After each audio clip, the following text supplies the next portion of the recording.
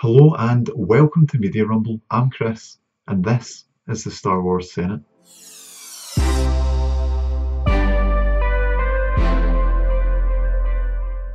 Now, this week on the 15th of December, here in the UK, we will see the release of Rogue One, a Star Wars story, the very first of the planned Star Wars anthology films. Rogue One is set before the original Star Wars, therefore making it a prequel. Now, this is a big, scary word when it comes to Star Wars films because of the hate that episodes 1, 2 and 3 get. Now, it's almost become a running joke at this point that the prequels are terrible films, and it's almost as if people have just simply given up on trying to enjoy them. But after all, people can only take so much punishment before they give in. Now, that's all entirely besides the point. Rogue One is a prequel, yes, but the benchmark for that film must not be the prequel films, it has to be The Force Awakens. But the fact that Rogue One is a prequel actually just, for some reason, stunts people's expectations, and they believe that it must just simply be better than Episode 3. But I actually enjoyed Episode 3. Out of all of the prequels, it was the best. Now, if you can force yourself past the terrible dialogue, there is actually some enjoyable scenes within the movie, particularly the opening scene in the Battle of Coruscant. Now, one major part where Episode 3 failed was the fact that when darker elements were introduced, it was all too late, and by that point, the movie was almost lost. And these darker elements couldn't save it because they attempted to bring itself in too quickly. It seemed too rushed. But I think Rogue One is where things will start to turn around for films set before A New Hope. From what we've seen so far, all things point to this being a very balanced film. But the one thing I'm extremely worried about is the Fantastic Beasts effect, where you've got so much love in your heart for the original franchise that you go into the film expecting one thing, but the different tone completely throws you for a good portion of the film. But what Rogue One really needs to do is find that perfect balance.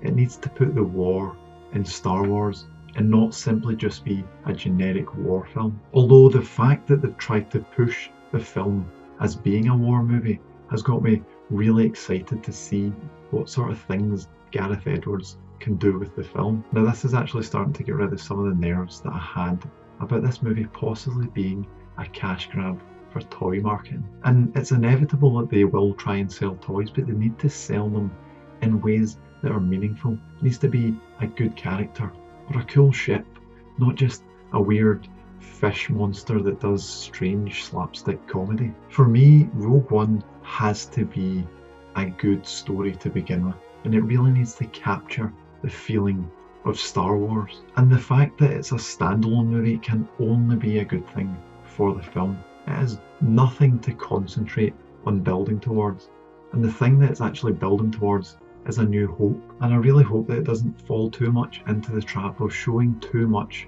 of the future by focusing on what happens in A New Hope. And ultimately, to be a success, Rogue One needs to make everyone want to immediately go and watch A New Hope, because only then will it be considered a success. And by being a success, it can pave the way for future films set before A New Hope.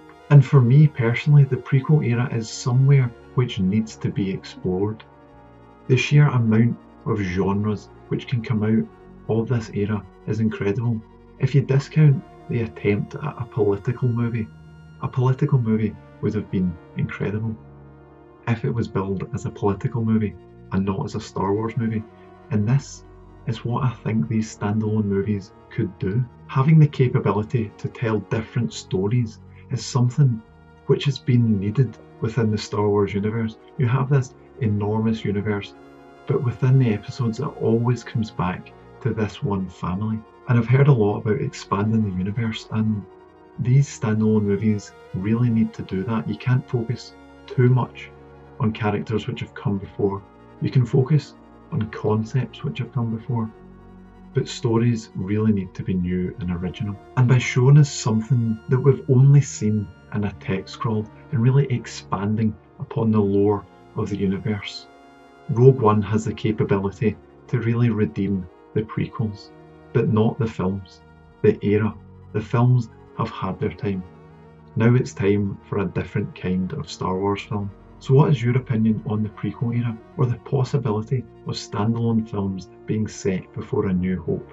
Comment down below with your opinions. And if you want to see more videos like this, you're in luck, because from the 10th to the 16th of December, I'll be posting a new Star Wars video every single day in celebration of Rogue One. So I highly recommend subscribing to see all that, and I hope to see you next time.